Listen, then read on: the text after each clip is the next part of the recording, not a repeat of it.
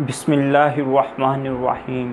मैं हूं मुख्तार हुसैन और आज हम पंजाब टेक्स्ट बुक्स की जो मैथमेटिक्स की बुक्स हैं उसमें क्लास 9 की मैथमेटिक्स की जो बुक्स की एक्सरसाइज 1.5 के क्वेश्चंस को यहां पे डिस्कस करेंगे।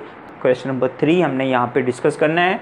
क्वेश्चन नंबर 3 में हमसे ये कहा गया find the multiplication in multiplicative inverse if it exist of each. हमारे पास यहाँ पे 4 के करीब मैट्रिक्स दिए गए हैं और हमसे कहा गया अगर उनका इन्वर्स मुमकिन है तो उसे फाइंड करें। इसी को उर्दू मीडियम में लिखा हुआ है कि आपके पास नीचे दिए जो कालबों के ज़रबी माकूस मालूम कीजिए अगर मुमकिन हो। तो अब हम सीखेंगे कि कालब का ज़रबी माकूस किस तरीके से लिया जाता है। तो ये हमारे पास इसी क्वेश्चन का पार्ट नंबर 1 मौजूद है। इसका हमने ज़रबी माकूस लेना है। इंग्लिश मीडियम में बोलें तो मल्टीप्लिकेटिव इन्वर्स हमने यहाँ पे इसका लेना है। मल्टीप्लिकेटिव इन्वर्स के अंदर हमारे पास यहाँ पे ये होगा कि आप इसे रिप्रेजेंट करेंगे a के ऊपर हमने पावर में इसमें लिखना -1, लेकिन इसकी हम a की पावर -1 इसे नहीं पढ़ेंगे बल्कि हम a का ज़रबी माकूस उर्दू मीडियम में और इंग्लिश में हम पढ़ेंगे जो हमारे पास मल्टीप्लिकेटिव इन्वर्स ऑफ a इसे यूँ पढ़ेंगे। और ये दरअसल इक्वल टू होता है हमारे पास ऊपर हमारे पास आएगा एडजॉइंट ऑफ ए मैट्रिक्स का हमारे पास यहाँ पे एडजॉइंट आएगा और नीचे हमारे पास ए मैट्रिक्स का मक्ता आएगा जिसे हम जो है वो डिटर्मिनेंट के नाम से भी जानते हैं। तो हमने इसी मैट्रिक्स के एडजॉइंट को इसी मैट्रिक्स के जो मक्ता पे डिवाइड करेंगे तो हमें जो मैट्रिक्स हासिल होगी वो दरअसल इस मैट्रिक्स की ज़रबी माकूस यानी कि जो है वो मल्टीप्लिकेटिव इन्वर्स हासिल होगा हमें इसका। तो यहाँ पे हमारे पास एडजॉइंट ऑफ ए की प्लेस पे हम ए मैट्रिक्स के एलिमेंट जो हैं वो लिखेंगे जो कि हमारे पास मौजूद हैं -1, 3, 0 और 2 मौजूद हैं। और मक्ता की शक्ल में डिटर्मिनेंट के लिए हमारे पास स्ट्रेट लाइन में हम इसे लिखेंगे -1, 3, 2 और 0 इसके एलिमेंट हैं। अब हम ये एडजॉइंट आप लोगों के लिए नई चीज़ है और जो मक्ता लेना और डिटर्मिनेंट लेना है इससे पहले जो क्वेश्चन नंबर 1 और 2 हमने किया है जो कि इससे पहले वाले लेक्चर में जिसको आपको मैंने डिस्क्रिप्शन में जो है उसका लिंक दिया हुआ उसमें जाकर आप मक्ता को यानी कि डिटर्मिनेंट को लेना भी सीख सकते हैं। एडजॉइंट अब हम सीखेंगे। एडजॉइंट में होता है ये जो दोनों कॉर्नर वाले एलिमेंट होते हैं ये दोनों आपस में एक दूसरे के साथ जगह अपनी रिप्लेस कर लेते हैं। मीन ये 0 -1 की प्लेस पे आ जाएगा और -1 0 की प्लेस पर आ जाएगा। तो यूँ हमारे पास यहाँ पे एलिमेंट्स यूँ लिखे जाएंगे, इस प्लेस पे 0 हो जाएगा और इस प्लेस पे -1 हो जाएगा। यानी कि जो diagonal elements main diagonal elements हैं वो अपनी प्लेस चेंज कर लेते हैं और नॉन डायगोनल एलिमेंट जो आपके पास हैं जो वो आपके पास उनके साइन चेंज हो जाते हैं। तो इसके साथ प्लस का साइन है तो इसके एडजॉइंट की वजह से इसका -3 हो जाएगा और ये भी आपके पास -2 हो जाएगा। तो ये एडजॉइंट लेने का तरीका है। अब मक्ता के लिए इस एलिमेंट ने इस एलिमेंट के साथ ज़रब करना है। जब -1 0 से ज़रब करेगा तो ये 0 होने वाला है और मक्ता की शक्ल में डिटर्मिनेंट की शक्ल में दरमियान में माइनस आता है। अब -3 जब प्लस -2 से मल्टीप्लाई करेगा तो माइनस प्लस और 2 3 6 तो यूँ हमारे पास -6 हासिल होगा।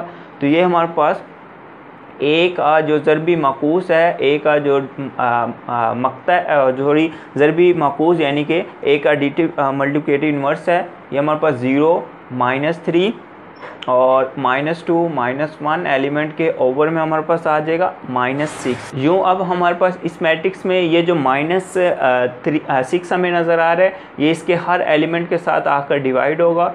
तो 0 ओवर में -6 हो जाएगा, -3 ओवर में -6 हो जाएगा, -2 ओवर में -6, -1 ओवर में -6 ये हमारे पास एलिमेंट आ जाएंगे। तो यूँ हमारे पास ये एलिमेंट बन जाएगा 0 और ये माइनस से माइनस कैंसिल होने के बाद 3 1 3 3 2 6 तो 1/2 हो जाएगा। ये हमारे पास माइनस से माइनस रेज होगा 1/3 हो जाएगा और ये हमारे पास 1/6 आएगा।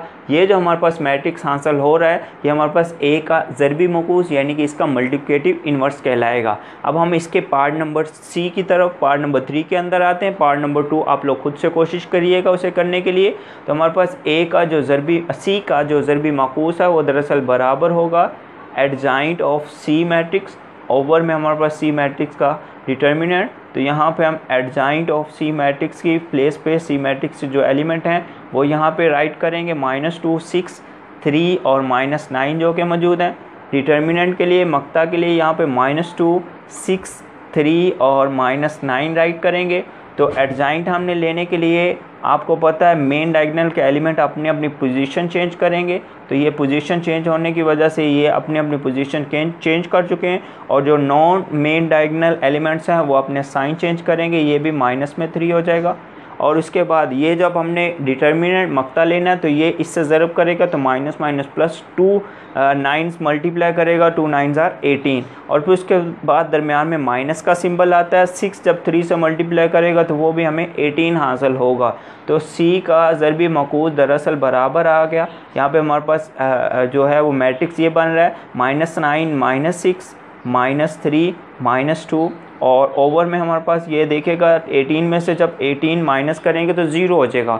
और याद रखिएगा किसी भी नंबर का जो है वो आप किसी भी नंबर को 0 पे डिवाइड नहीं कर सकते। तो अगर आपके पास एक ऐसा मैट्रिक्स है जिसका डिटर्मिनेंट जो है वो 0 के इक्वल हो, जिसे हम सिंगुलर मैट्रिक्स कहते हैं, तो उसका ज़रबी मकूस मुमकिन नहीं होता, क्योंकि उसे 0 पे डिवाइड है, उस मैट्रिक्स को 0 पर डिवाइड नहीं किया जा सकता। अगर हम -9/0 लेकर आएंगे तो ये भी एक अनडिफाइंड नंबर बनेगा, -6/0 लेकर आएंगे वो भी अनडिफाइंड, हर एक एलिमेंट इसका क्या होगा, अनडिफाइंड होगा, उसे हम बयान नहीं कर सकेंगे। तो हम इसे बोलेंगे सो इट्स मल्टीप्लिकेटिव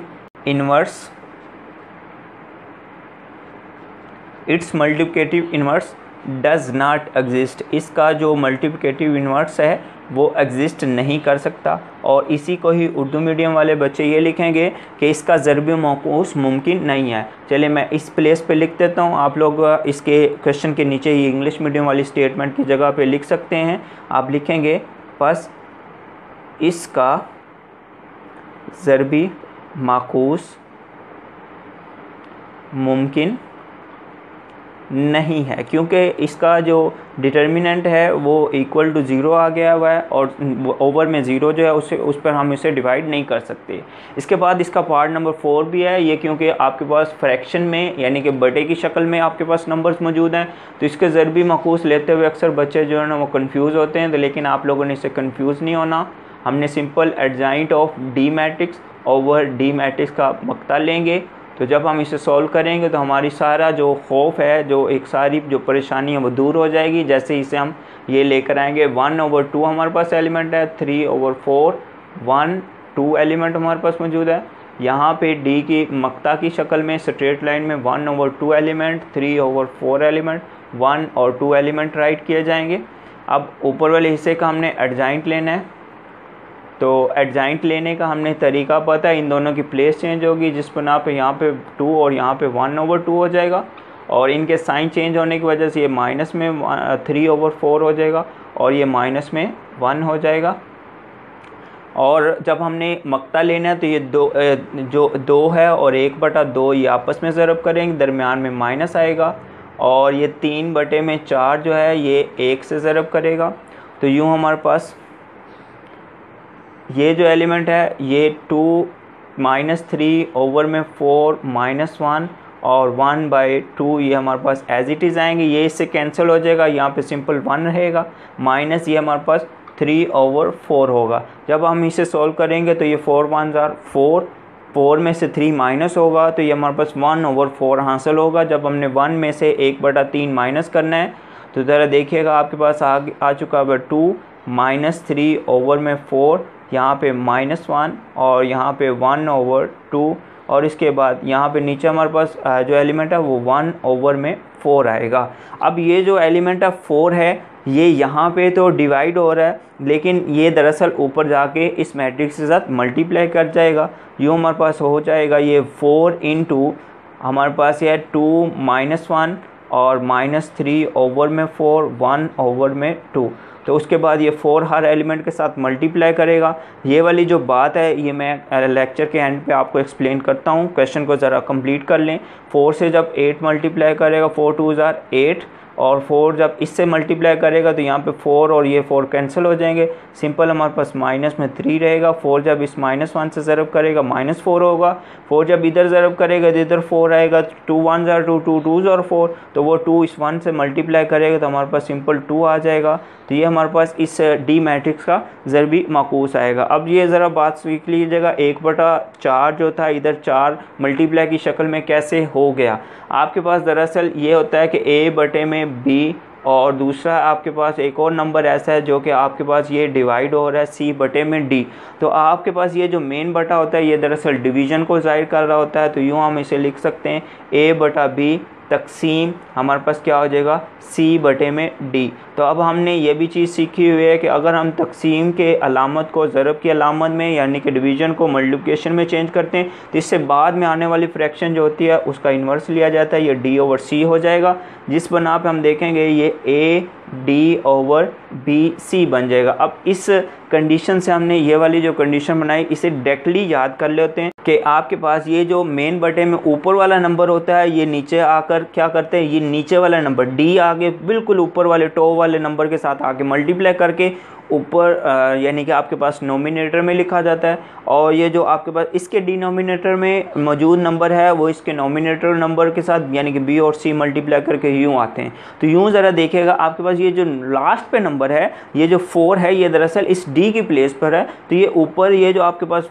मैट्रिक्स है ये a की प्लेस पर इसके साथ जाकर मल्टीप्लाई करना है। आप सवाल करेंगे कि यहाँ पे b प्लेस पर क्या है, तो इस b प्लेस पर इस मैट्रिक्स के ओवर में क्या है 1 है, तो ओवर में 1 जो होता है उसे रिप्रेजेंट नहीं किया जाता इसलिए 1 रिप्रेजेंट नहीं है। तो ये 4 जो होगा ये दरअसल d की प्लेस पर ये 1 के साथ आकर मल्टीप्लाई यानी कि इस मैट्रिक्स के साथ आकर मल्टीप्लाई करेगा, इसके ओवर में 1 आता तो हमने यहाँ पे भी 1 राइट नहीं किया। तो मैं उम्मीद करता हूँ क्वेश्चन नंबर 3 को आप लोगों ने अच्छे तरीके से अंडरस्टैंड कर लिया होगा। थैंक यू, अल्लाह हाफिज़।